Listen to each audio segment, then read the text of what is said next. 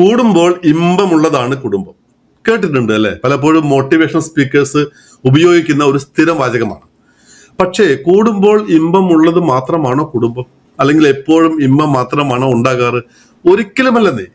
കുടുംബത്തിലെ പല അംഗങ്ങൾ കൂടിച്ചേരുമ്പോൾ പലപ്പോഴും ഈ അസൂയ, കുശുമ്പ്, ശത്രുതാ മനോഭാവം, അഭിപ്രായ വ്യത്യാസങ്ങൾ തുടങ്ങിയ പല മിസൈലുകളും ചില ഷെല്ലുകളുമൊക്കെ നമ്മുടെ മനസ്സിന്റെ LOC അതിർവരമ്പുകൾ ഭേദിച്ചുകൊണ്ട് നമ്മുടെ ഉള്ളിലേക്ക് വരും. അത് പൊട്ടിത്തെറികളായിട്ടും ബോംബായിട്ടും ഒക്കെ നമ്മുടെ വീട്ടിൽ പലപ്പോഴും പ്രതിഫലിക്കും.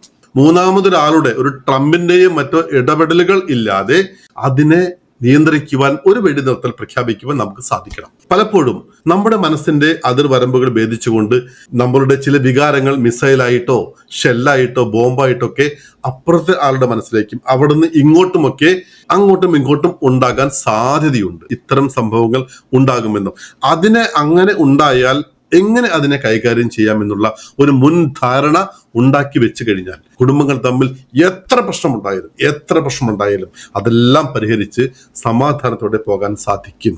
അപ്പോൾ കൂടുമ്പോൾ വഴക്കുകളും വക്കാണവും ബഹളവും ആനയും അമ്പാരിയും കുടമാറ്റവും വെടിക്കെട്ട് അടക്കവുമുള്ള ഒരു ഉത്സവം പോലെയാണ് നമ്മളുടെ കുടുംബങ്ങൾ. അതിനെ ആ രീതിയിൽ കണ്ട് ആസ്വദിച്ച് മുന്നോട്ട് പോകാൻ നമുക്ക് എല്ലാവർക്കും സാധിക്കണം.